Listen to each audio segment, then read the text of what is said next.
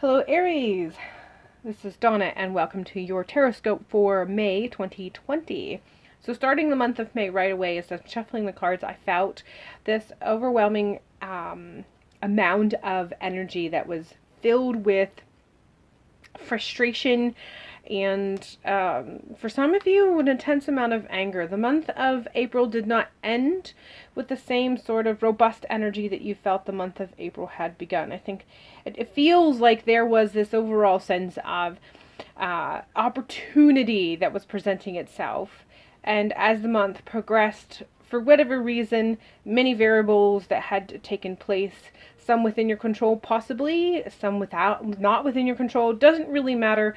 All that matters is that you're ending April not the way you had envisioned when you had begun April. So, entering the month of May, what we have here right away, I take note of the Four of Swords. It's really about that rest. Some of the older concepts or the older interpretations of the Four of Swords is rest before battle, lying down and preparing yourself.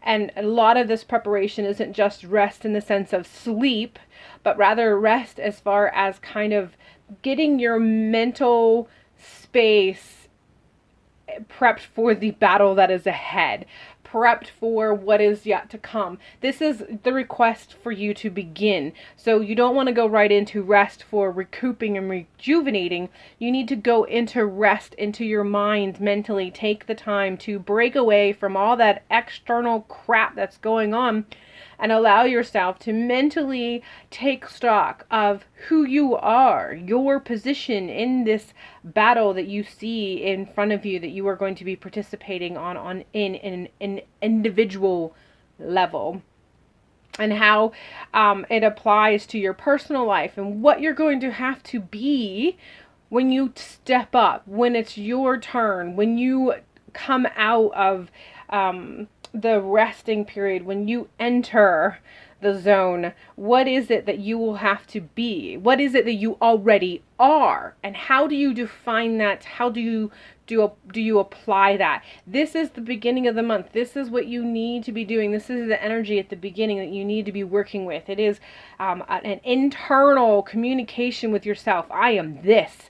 I have these powers. I am this strong of an individual in these elements. This is who I am. This is what I bring to the table. This is my worth, and it is worth everything that I perceive it is and more. And once you have defined this of yourself, then you can, the Hermit card says, then you can rest. Then you can break free. You set this mindset.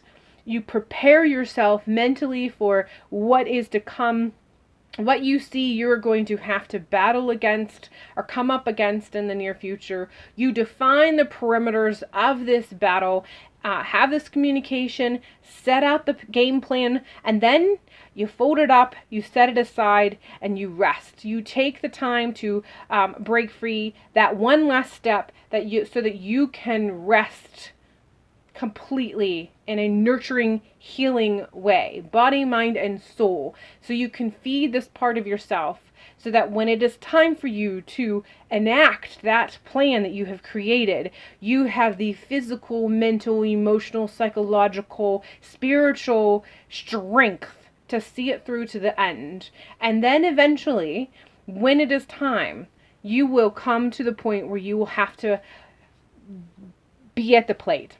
And this is, I think, one of the things that you're going to struggle with, because there's definitely you're just ready for it to move on. You're ready to go to the next level. You're ready for, you're just ready for this to pass. You're ready for doing whatever it takes. It's kind of like being at the starting line of a race and getting ready to take off. The only problem is that you're at the starting line 3 hours before the race is ready to begin, and you're all ready to start running. It's not time yet. It's not time to rest or to run. It's time to prepare properly for that run, so that you are fully ready for the race at hand. But you will get to a point where after this other work is done, you'll get to the point where you will step up to the plate. And again, use the analogy of stepping up to the race, stepping to that starting line. You'll get to the point where you will step up to that line, but you still don't start running until it's time. You prepare, you mentally psych yourself up. You've done all the prep work, you've put in the time, you put in the energy, you put in the blood, sweat, and tears to prepare for this moment.